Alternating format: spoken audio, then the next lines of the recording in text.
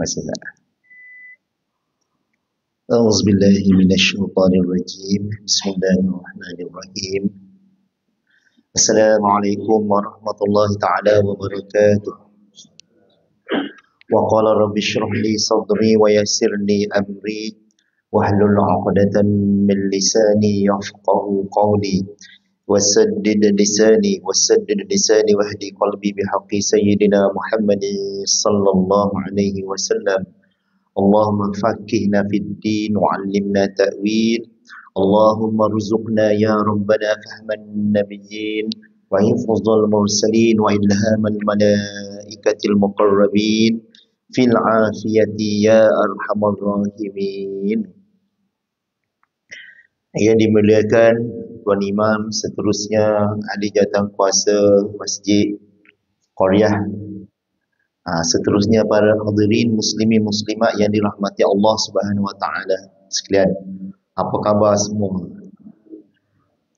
Syukur kita pada Allah Subhanahu wa taala kerana kita masih lagi diberi peluang oleh Allah Subhanahu wa taala untuk bersama-sama berada di dalam masjid yang disebut sebagai Baitun min Buyutillah, rumah di antara rumah-rumah Allah, untuk kita sama-sama mengabdikan diri kita kepada Allah Subhanahu wa taala dengan sebaik-baiknya sebelum kita dipindahkan di suatu alam lain yang disebut alam barzakh, seterusnya alam mahsyar, yang mana alam sana kita tak pernah alami lagi. Jadi untuk mengetahui keadaan-keadaan alam sana, di sinilah tempat kita belajar. Kalau kita mengharapkan kita baca sendiri kat rumah, ada benda-benda yang kita tidak faham.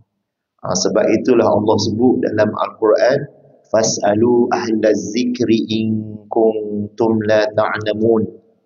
Tanyalah kamu ahli zikri. Ahli zikri ni maksudnya para ulama ataupun orang yang belajar ilmu agama sikit, sekiranya kamu tidak tahu. Itu menunjukkan bahawa manusia ni dicipta dalam keadaan nol ataupun kosong. Pemikiran dia, ilmu dia dan sebagainya, ada melalui proses-proses itulah kita dapat ilmu. Bahkan Allah Ta'ala sebut lagi, innama yakhshallaha min ibadihil ulama wa huwa as-sami'ul basir. Surah Al-Fatir Allah Ta'ala sebut, sesungguhnya, innama ni dalam bahasa Arab dipanggil adatul hasrin. Adatul hasrin ni digunakan untuk perkataan Allah tentukan, khusus. Khusus. Innama, kalau kita terjemah dalam bahasa Melayu penuh, sesungguhnya, khususnya. Innama yakhshallah, khusus tertentu orang yang betul-betul takut kepada Allah ialah para ulama. Sebab para ulama ni dia tahu kan. Dan Nabi juga pernah ajar kepada Abdullah bin Abbas. Abdullah bin Abbas ni sepupu dia lah. Allahumma faqihu fid din wa 'allimhu ta'wil. Ya Allah, berilah budak ni ataupun Ibn Abbas ni faham dalam urusan agama, wa 'allimhu ta'wil, dan kau ajar dia ilmu ta'wil. Ta'wil ni maksudnya tafsir. Tafsir. Sebab bidang agama ni kalau kita faham sendiri tanpa melalui urutan ataupun sanad-sanad agama, maka ada 10 orang lah yang berbeza. Sebab itulah mempelajari agama hendaklah melalui orang-orang yang belajar pada guru-guru supaya tidak tersesat. Tidak tersesat. Kalau kita tengok sehari dua ni kan, dalam YouTube pun ada di Patani. Di Patani satu aliran kan, dalam TikTok ada berbincang tentang Ar-Rahmanu 'alal 'arsy istawa. Kita yang orang biasa, kita kata apa guna duk bincang-bincang kan? Dia menyebabkan akidah tu. Menyebabkan akidah. Walaupun benda tu kita nampak, kalau tak bincang pun tak ada masalah kan? Tapi bab akidah ni walaupun sedikit kena dijaga. Kan? Sebab itu dalam mempelajari ilmu ni kita kena berhati-hati. Kena berhati-hati. Kalau kita tak faham, tanya. Khususnya ilmu yang berkaitan dengan akidah. Kita takut tersalah faham. Tersalah faham. Bila kita tersalah faham, di dunia ni boleh undur balik. Bila sampai tamat kehidupan kita, dia tak boleh undur lah. Dia setakat yang yang kita dapat sebelum daripada kita meninggal dunia. Itu benda yang kita kena faham dalam kehidupan kita. Yang keduanya mengenai dengan al-asma'ul husna, sebagaimana yang kita belajar. Setakat ini kita dah mempelajari nama Allah daripada nama yang pertama hinggalah nama al-asma' yang ke-55. Ada 56 hari itu 2 minggu lepas. 2 minggu lepas kita ada sebut sikit, kita sambung pada malam ni, iaitu nama Allah Al-Wali. Jadi nama-nama ni kan, dia sangat penting nama. Sebab apa? Darjat nama ni dalam Islam sangat tinggi. Sangat tinggi. Kita kata apa ada pada nama? Kan, bagi kita yang tidak ada ilmu ni ataupun kita kurang belajar ilmu agama, kita rasa tak ada apa-apalah, nama je kan. Tapi nama ni lah, bila sebut nama, maksudnya nama-nama tertentu ni lah yang mengubahkan seseorang daripada ini kepada ini. Contohnya, bila seorang mu'allaf dia memeluk agama Islam, dia akan mengucap 2 kalimah syahadah. Asyhadu an la ilaha illallah wa asyhadu anna Muhammadar Rasulullah.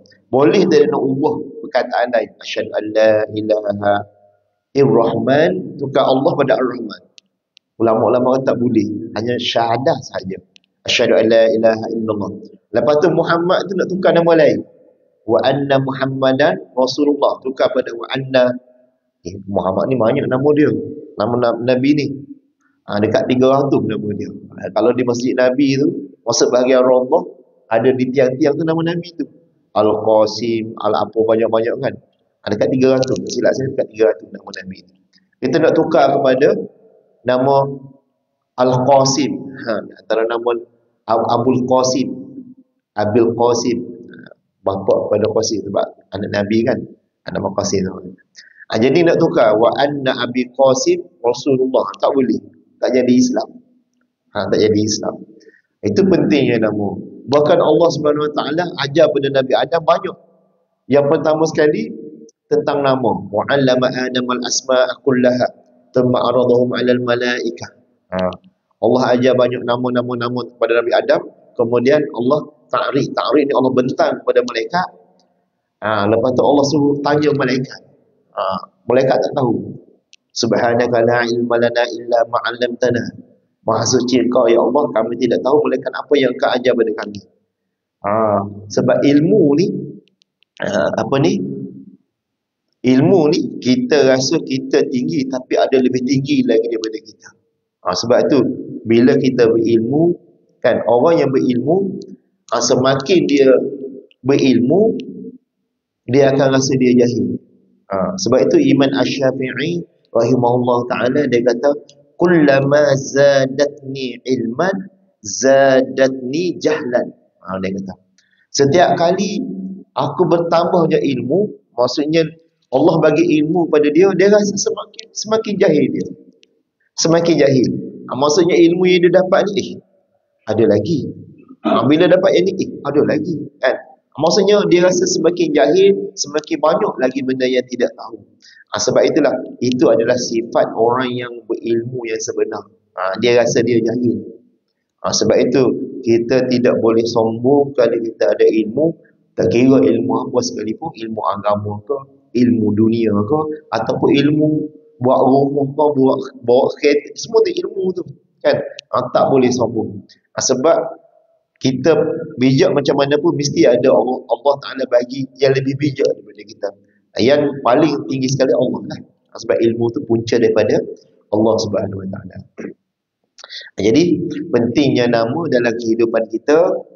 Bahkan nama kita pun kalau orang ejek mesti kita marah. Apatah lagi nama Allah yang Maha Agung. Kalau orang Egypt, orang Hino, orang tu letak di stokin, kan? Pernah timbul letak nama Allah di stokin. Kita tak rasa Maha Agung, maka kita nilai sendirilah keimanan kita kepada Allah Subhanahu Wa Taala. Jadi pada malam ini kita akan sambung nama Allah yang ke-56, iaitu Al-Wali. Al-Wali. Al-Wali, apa kata musannif? Qala al-musannifu rahimahullah ta'ala. Musannif pengarang dalam bahasa Arab ni. Pengarang. Dalam bahasa Melayu pengarang, bahasa Arab dipanggil musannif. Sebab itu kalau kita belajar ke pondok ataupun tua dia kata qala al-musannifu rahimahullah ta'ala. Dulu masa saya remaja, kenapa kata penipu? Musannif ni pengarang dalam bahasa Melayu. Qala al-musannifu rahimahullah ta'ala al-waliyu. Apa maksud al-wali? Nama Allah al-asmaul husna yang 56. Kita dah baca sikit hari tu. Al-wali yang maha pembantu, iaitu Allah yang mengendalikan semua urusan makhluk. Dia oleh kerana Allah turun kepada kita ni bahasa Al-Quran dalam bahasa. Dia panggil mu'jizatul Quran ataupun i'jazul Quran. Mu'jizat Al-Quran ialah bahasa. Bahasa. Jadi sebab itu untuk memahami bahasa Al-Quran ni, khususnya tafsir Al-Quran, kita kena belajar usul tafsir, supaya kita tidak terpesong maksud dia. Bila sebut Al-Wali, nama Allah Al-Wali yang maha pembantu. Yang maha pembantu. Sebab itu dalam Al-Quran Allah Ta'ala sebut amit takhazu min dunihi awliya fallahu huwal waliyyu.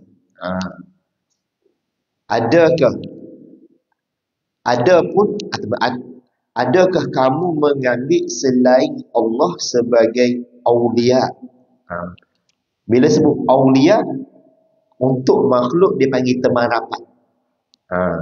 Sebab itu kita panggil dalam bahasa Arab dia panggil wali. Mana wali juga? Siapa kawan kamu? Maksud kawan ataupun teman rapat. Untuk manusia teman rapat. Ada maksud wali ni ulil amri, ketua. Ulil amri. Untuk manusia ada maksud teman rapat, ada maksud ketua, ada maksud wali penguasa. Waliul amkan. Wali gadis. Wali mujbir kan itu. Wali mujbir ni maksudnya bapa ataupun datuk. Bapa atau datuk. Dia boleh halang. Kekuasaan dia, anak, kalaulah anak dara, bapa atau datuk, dia boleh halang. Supaya kalau budak tu nak kahwin, dia tak bagi kahwin, dia boleh. Dia ada power dari sudut hukum syarak. Jadi di sini yang kita bincang pada malam ini ialah al-asmaul husna, maksud al-wali, iaitu nama Allah yang maha pembantu. Al-wali. Sebab tu lain ayat saya baca tadi, Allah Ta'ala sebut huwal waliyyu. Dialah Tuhan yang membantu. Wa huwa yuhyil mauta wa huwa ala kulli syai'in qadir. Dan dia lah yang menghidupkan orang-orang yang mati. Yuhyi ni akan menghidupkan. Akan menghidupkan orang yang mati. Wa huwa ala kulli syai'in qadir. Dan dia ke atas setiap sesuatu sangat berkuasa. Ini dalam surah Asy-Syura ayat ke-9. Jadi dia sebut dalam kitab lain, dia kata wilayatullah azza wa jalla laysat ka ghairiha. Pertolongan Allah Subhanahu wa taala bukanlah seperti selainnya. Selainnya ni bukanlah seperti pertolongan kawairiha, seperti lain pertolongan. Maksudnya pertolongan Allah ni Kita tak nampak. Kita tak nampak. Macam saya duduk kat sini sekarang. Saya duduk kat depan, duduk tak kursi, sedang mengajar. Semuanya penuh dengan pertolongan Allah. Saya sedang bercakap. Kan? Saya sedang bercakap. Allah bagi ingat. Yang belajar dulu-dulu sedang cakap. Semua pertolongan Allah. Dan Allah boleh stop bila-bila masa. Tiba-tiba saya mengajar, hilang. Tak ada ilmu. Allah masak. Allah hilang. Boleh. Kan? Begitu juga saya bergerak, itu pertolongan Allah. Qawariha, apa nama ni, laisat qawariha, tidak seperti yang pertolongan makhluk, kan? Macam kita tolong ambil air, adalah kawan kita ambil air, bawa air sini, itu cara pertolongan makhluk, kan? Tolong cat rumah aku, kan? Kita beli cat, kawan kita cat, kita upah dia. Cara pertolongan, dia berbeza. Cara Allah menolong atau membantu hamba dia berbanding ataupun kalau kita tengok kepada cara makhluk membantu secara sesama makhluk, berbeza. Sebab itu dia buat satu ayat lain, dia kata laisa kamislihi syai'un wa huwas samiul basir, ayat Al-Quran. Dia kata laisa kamislihi, tidaklah kamislihi, seperti sesuatu. Sebab itu Allah ni, itu kita, ayat ni sebenarnya dia menerangkan tentang tentang zat Allah. Kita tak boleh sebut Allah seperti. Seperti pun tak boleh sebut. Laisa kamislihi, tidaklah seperti. Nak sebut seperti tak boleh. Allah seperti apa? Allah, perkataan seperti tak boleh. Kalau kita nak sebut perkataan seperti pun tak boleh, apatah lagi kalau kita nak banding. Langsung tak boleh. Dalam surah Al-Ikhlas, walam yakul lahu kufuwan ahad, itu zat dia, zat Allah. Tak boleh kita nak sebut Allah ni seperti, tak. Nak kata seperti tak boleh, nak contoh pun tak boleh, kan? Begitu juga dengan wilayatullah, iaitu pertolongan. Wali ni wilayah, pertolongan Allah. Allah tolong kita nak tidak seperti bapa kita tolong kita, kawan kita tolong kita, kerajaan tolong kita, tak sama, kan? Sebab pertolongan Allah ni yang nampak orang yang beriman dan orang yang belajar. Kita duduk selama ni kita tak faham ni. Kita tak pernah fikir pun yang kita bergerak ni Allah yang tolong sebenarnya. Allah bagi, kan? Allah tak tarik lagi. Kawan saya dulu dia jatuh motor, kena atas atas dekat tulang tengkuk ni. Sini ada saraf tunjang. Kena sini terus dia dia lumpuh daripada pusat ni sampai bawah semua dia lumpuh. Saya pergi lawat rumah dia cakap, "Ustaz, saya ni kalau bakar api pun tak rasa apa kaki. Kalau kena air panas pun saya tak rasa sakit lah." Daripada pusat sampai ke hujung kaki, dua-dua dia lumpuh. Dia tak luka. Dia luka saraf tunjang sikit je. Kan? Maksudnya, selagi kita buatlah apa-apa, Allah tolong kita. Tolong tu sama ada kita redha, Allah redha tak redha tu lain lah, kan? Walaupun kita buat maksiat, Allah bagi tu bukan bagi buat maksiat. Pergerakan kita buat maksiat tu Allah dia panggil nufus dalam istilah ilmu akidah ataupun ilmu tauhid, dia panggil nufus. Nufuzullah al-insan. Allah meluluskan, tapi tidak redha. Dia beza. Macam orang kafir semua patung, semua tokong ni kan. Semua apa-apa kan. Allah lulus tu, bergerak tu. Kita jangan kata Allah tak suruh buat, dia buat, kan? Dia sendiri tu. Memanglah orang kafir tu semua sendiri, dia pilih dan menggerakkan tangan dia, sembah patung apa semua tu. Allah yang bagi gerak, tapi Allah tak redha. Dia redha lain. Redha lain, lulus kejadian tu lain. Itu kena betul-betul belajar tu, kan? Sebab dia berkait dengan dia panggil malakatul aqliyah, akal pilihan. Sebab akal ni pilih. Sebab tu di akhirat nanti tak ada satu nas hadis pun.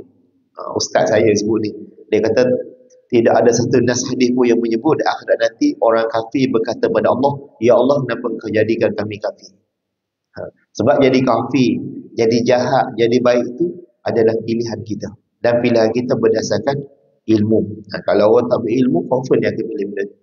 Orang yang tak belajar ilmu, khususnya ilmu agama, pasti dia akan pilih benda-benda yang berlawan dengan kehendak Allah Subhanahu Wa Taala. Sebagaimana Allah Taala Nabi sebut, jalan-jalan ke syurga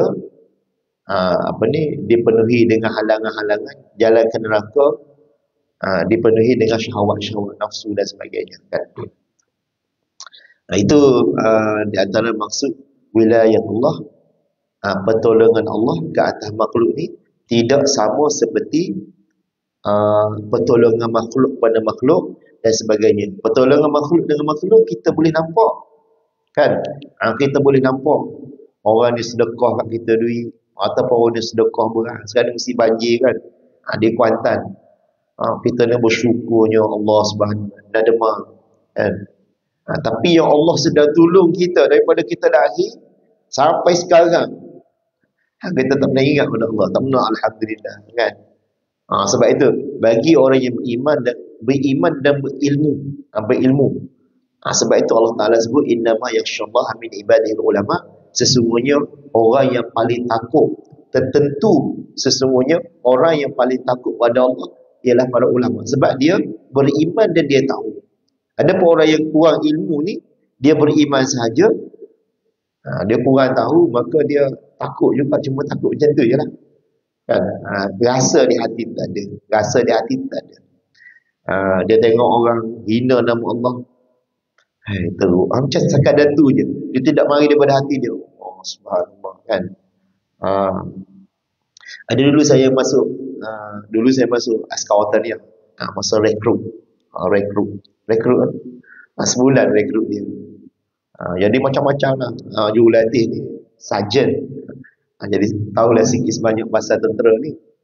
Ada seorang kawan saya, dia di Bering tentera kita ni, Malaysia dia ada, kalau tentera biasa lah, PDRM kita ni, ada nama Allah Muhammad, kan. Kita pun tak perasan sebenarnya. Jadi kawan saya ni sekarang ni jadi imam di masjid di KL, saya lupa masjid mana. Dia setiap kali dia masuk tandas, dia ambil bearing topi askar tu. Dia buat topi lembik tu. Dia letak kat luar, dia tak masuk tandas. Lepas tu dia keluar, dia pakai. Saya tengok perasaan dia, kan. Saya tak itu. Lepas tu bila kita kawat kan, dia ada platoon, satu platoon 30 orang. Lepas tu sarjan ni, sajalah askar ni banyak lakonan je. Dia latih kita, kan.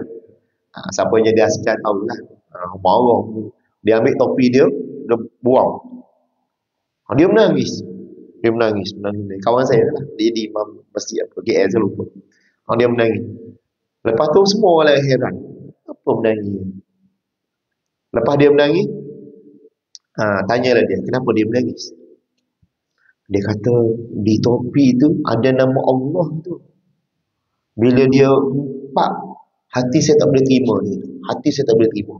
Macam satu penghinaan. Memang maksudnya keimanan dia. Kita yang kurang iman ni, kita mempak tak lah, senyum, tahu tak lah, kan. Dia ambil peduli, walaupun benda kita nampak benda tu, kan, ada nama Allah, kan. Sebab tu bagi tentera kan, kena berhati-hatilah. Sebab di atas kepala tu ada nama Allah, kita main campur, kan. Itu maksudnya iman kita lah, jadi wilayatullah iaitu pertolongan Allah ni tidak sama seperti pertolongan makhluk. Pertolongan makhluk nampak, pertolongan Allah ni tak nampak. Hanya orang yang beriman dan berilmu sahaja dia rasa amat bersyukur kepada Allah, sebab Allah masih lagi tolong dia untuk bawa ke surau, untuk bawa ke masjid, untuk bawa belajar ilmu, kan.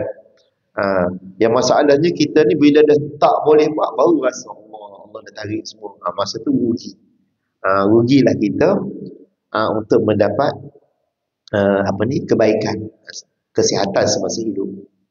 Lepas tu dalam hadis lain lagi Allah Ta'ala sebut dalam satu hadisnya ada di 40, tak silap saya hadis ke-38. Sebab kat sekolah tu penyelaras hadis 40, hadis ke-38 Allah Ta'ala sebut waliullah.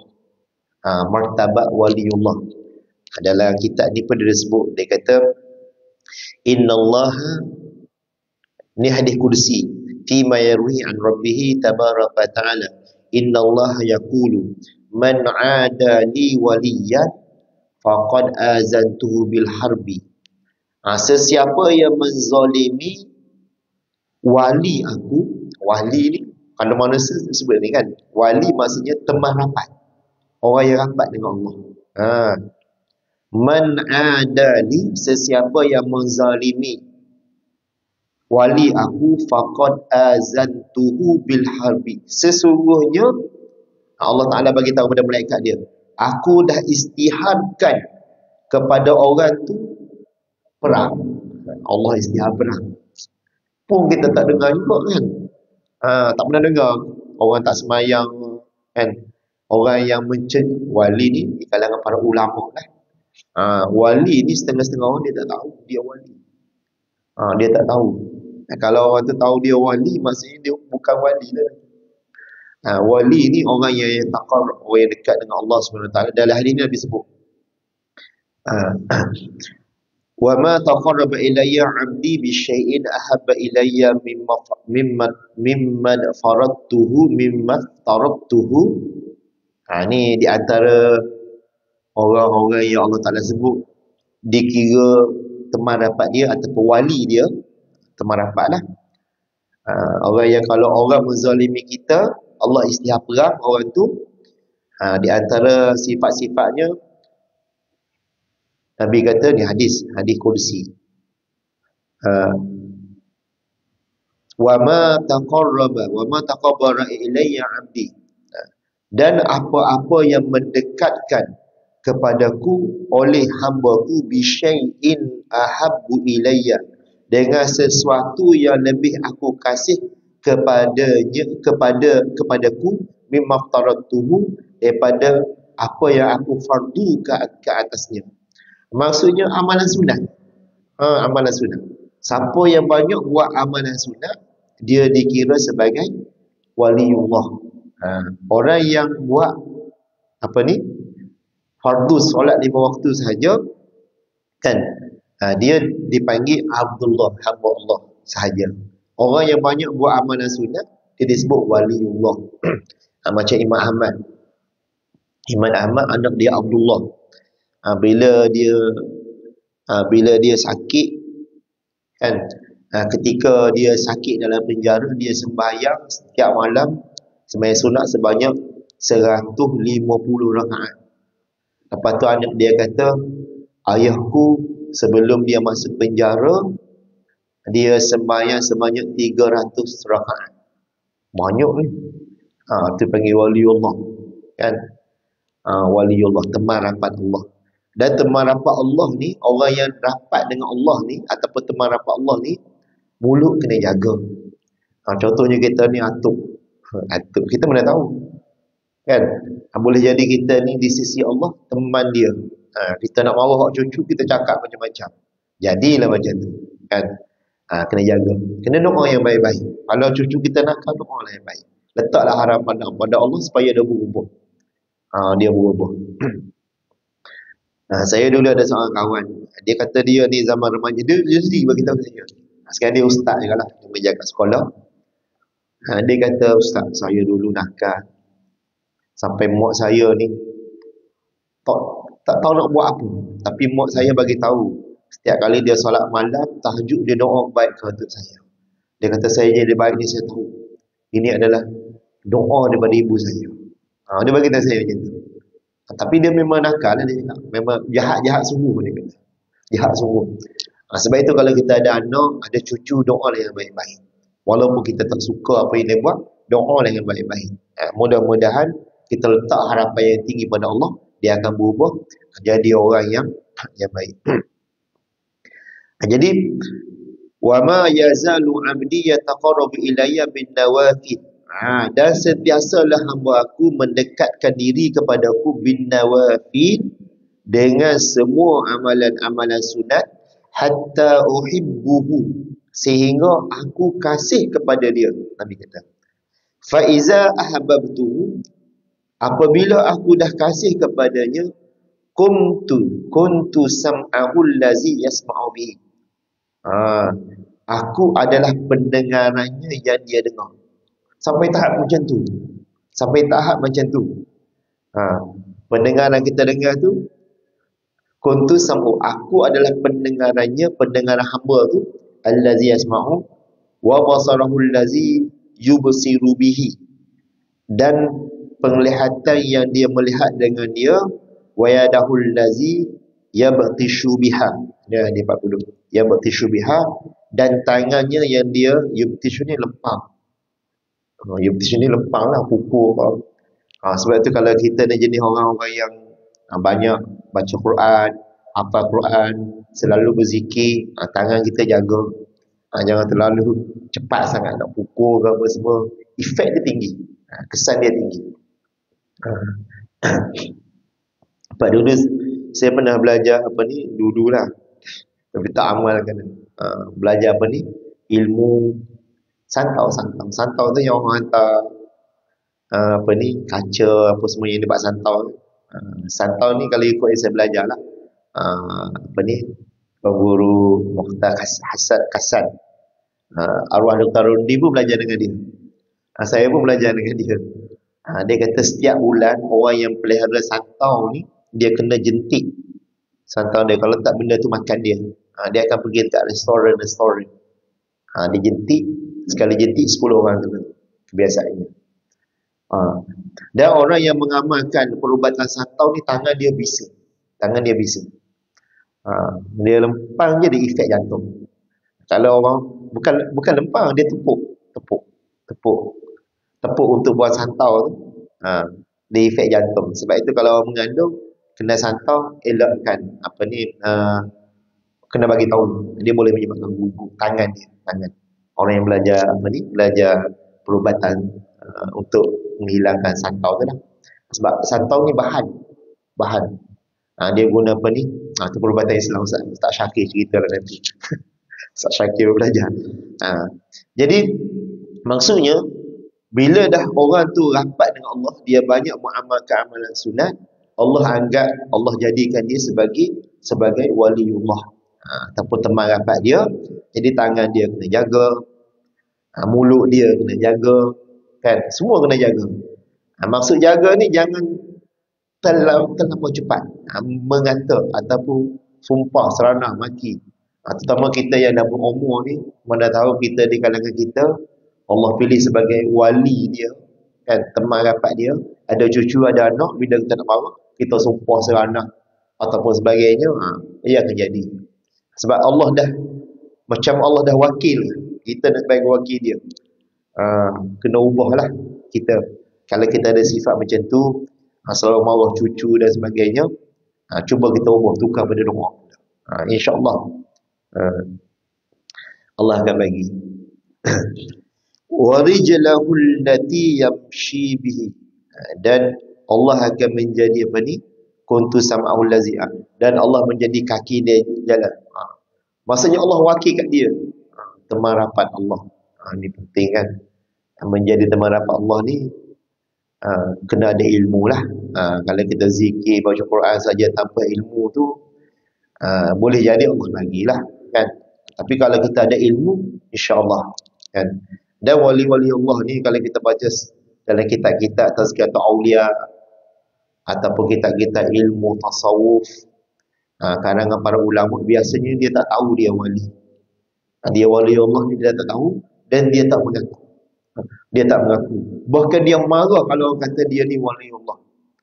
Kalau orang tu tak marah, dia kata wali Allah, biasanya dia bukan wali Allah. Kalau dia tak marah, kalau tak wali ni, tok wali Allah ni, dia senyum, dia bukan biasa, kan. Dia, sebab orang wali Allah ni, dia pertama dia akan rasa dia ni banyak dosa. Dia rasa dia banyak dosa. Bila banyak dosa, siapa nak mengaku wali Allah? Kan? Ha, kalau dia rasa dia tak ada dosa, memang dia suka. Oh, sebut wali Allah dia.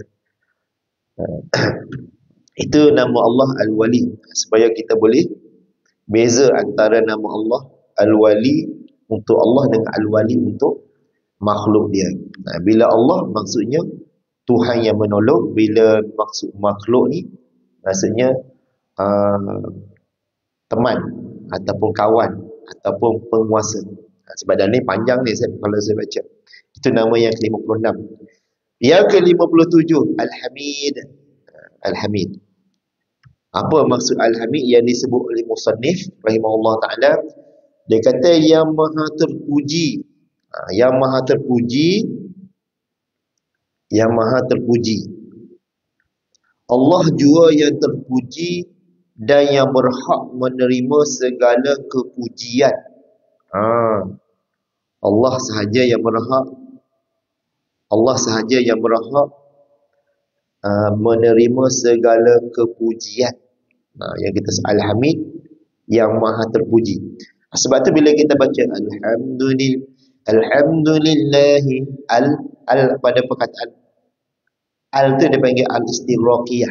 Kalau kita mengaji ilmu bahasa Arab, i'rab dia alif lam dulu. Istighraqiyah ni maksudnya semua kepujian ni milik Allah. Kita tak boleh sedikit pun cakap. Takkan tak boleh puji aku sikit. Tak boleh. Siapa yang rasa dia nak puji tu, dia dah hubung hak Allah SWT. Sebab tu kalau orang tak puji kita, kita ucaplah Alhamdulillah. Sebab apa? Sebab itu hak Allah. Kalau orang tak puji, kita marah. Sebab itulah kita ni kalau diuji dengan kemiskinan, biasanya manusia. Manusia ni dia boleh beriman pada Allah. Allah uji dengan kemiskinan, semakin kuat iman dia pada Allah.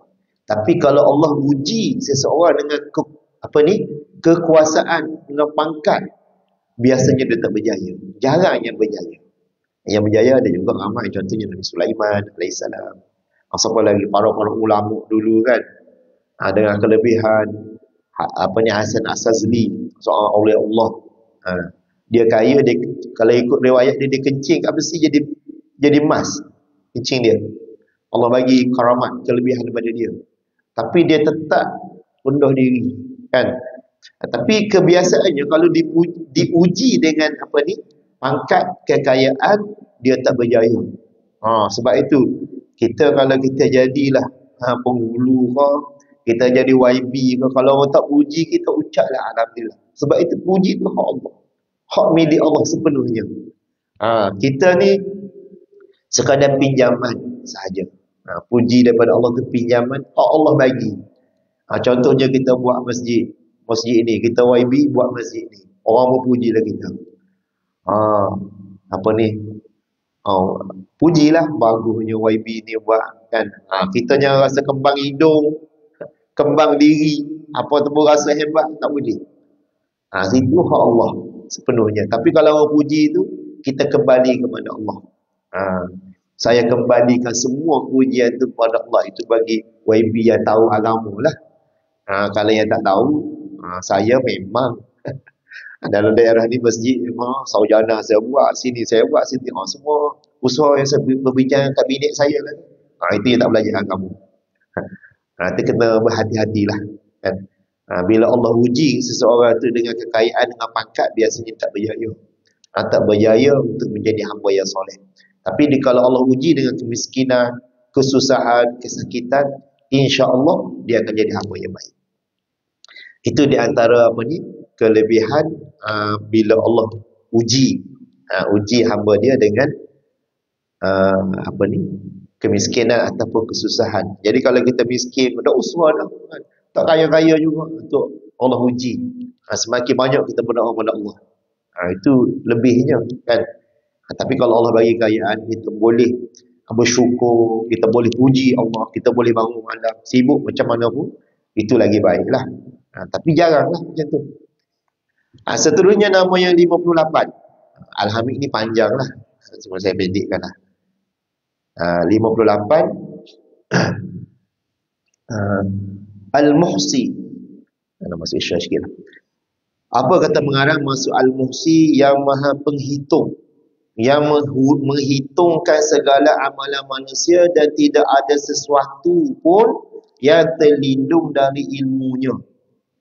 Dalam Al-Quran, dalam surah apa tu? Allah Ta'ala kata, ma li hadzal kitabi la yughadiru saghiratan wala kabirah illa ahsaha.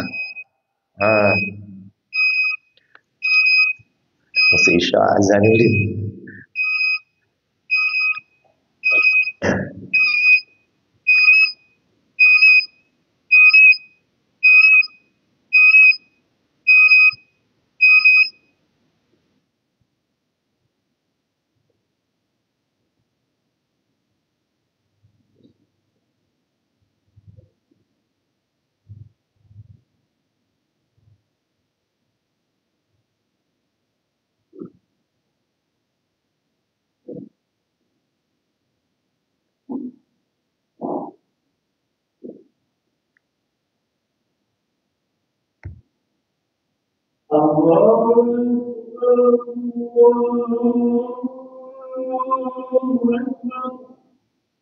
Allah.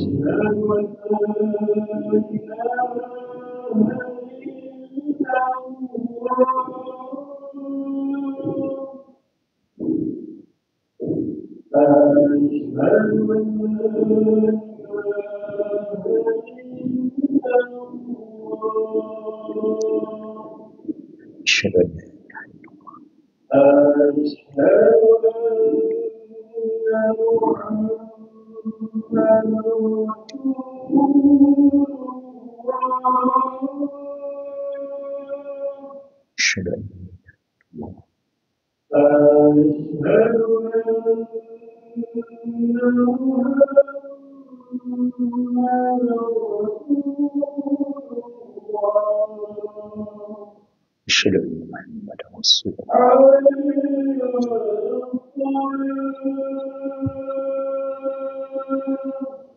لا حول ولا قوة إلا بالله.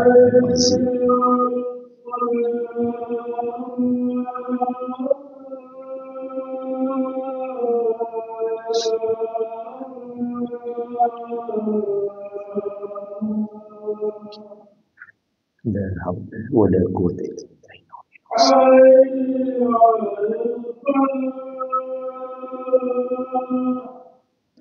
لا حول ولا قوة إلا بالله.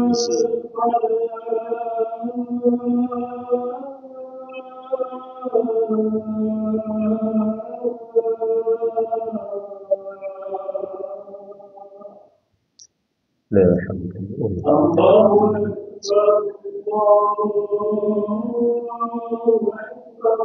الله أكبر.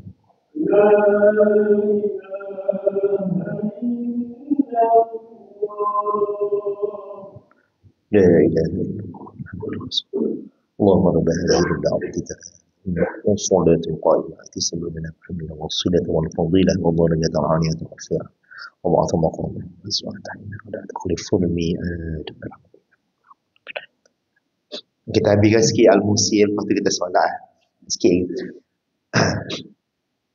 Al-Muhsi, apa kata pengarang? Dia kata yang maha penghitung.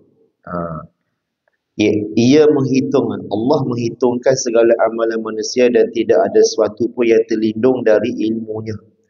Dalam Al-Quran Allah Ta'ala sebut, wa man ya'mal mithqala dzarratin khairan yarah wa man ya'mal mithqala dzarratin syarran yarah. Siapa yang buat amalan kebaikan walau sebesar zarrah, dia akan lihat.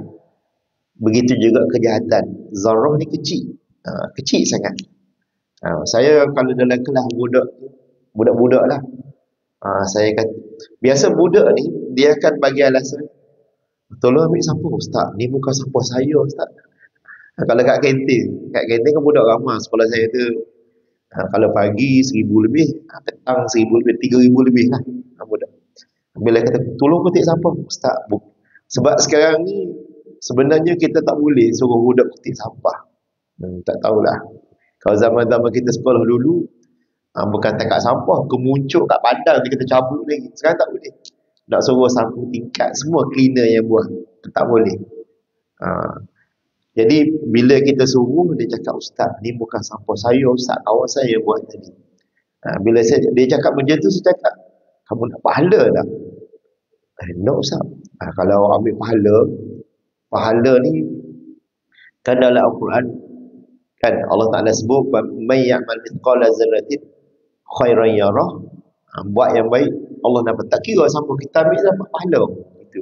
Jadi sekarang bila saya suruh tak payah, dia terus pergi ambil je. Bukan janji kosong dalam Al-Quran. Al-Quran cakap macam tu kan. Betul. Bila Quran cakap macam tu, dia jadi macam tu lah kan. Setiap yang baik walaupun sekecil zarah ni kecil. Kecil sangat zarah. Kita buatlah apa pun. Duri kita ambil kaca kat surau, pecah gelas tadi ambil, kita buat dengan niat takut kena kawan aku, dapat pahala kan. Itu yang kebaikan dah. Kalau kejahatan walaupun sedikit, terutama sifat takabur, la yadkhulul jannata man kana fi qalbihi zarratan minal kibri, Nabi kata, kama qala Rasulullah, tidak akan masuk syurga orang yang ada dalam hati dia walau sebesar zarah. Zarah ni makhluk paling halus. Dalam hati dia sifat takabur. Sifat takabur ni rasa lebih diri. Diri yang lebih. Jadi Al-Muhsi ni nama Allah yang maha berhitung. Dalam Al-Quran Allah Ta'ala sebut, "Ma li hadzal kitabi la yughadiru saghiratan wala kabirah illa ahsaha." Malaikat orang kafir di akhirat nanti dengan orang muznib, azal berdosa. Dia kata, "Ya Allah, kenapa ma li hadzal kitab ni?" Dia panggil sirah ta'ajub. Ma li hadzal kitab. Allah, kenapa, kalau kita bahasa Melayu lah, "Ya Allah, kenapalah buku ni?" Buku amalan yang ditulis Raqib dan Atid sekarang ni, kenapalah buku ni? Ma li hadzal kitab la yughadiru saghiratan wala kabirah illa ahsaha.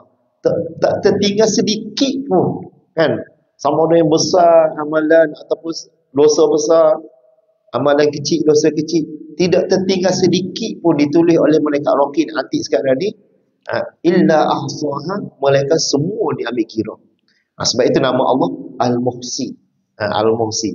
Allah menghitung, Allah mengira setiap apa yang kita buat. Sebab itulah amalan yang kita buat yang terbaik ialah kita buat diam-diam, bukan istiar kat orang. Kalau kita sedekah kat seorang kan, kita tengok orang tak ada, kita bubuh dalam apa ni, dalam tabung. Itu amalan yang terbaik. Kalau kita nak wawan pada orang tu, tak baiklah. Tak baik. Dia hanya dapat pujian di dunia saja. Orang puji dia tu dia dapatlah. Kemudian akhirat tak dapat apa-apa. Kecuali orang tertentu lah yang boleh dia nak istihar, dia sedekah, dia derma dan sebagainya.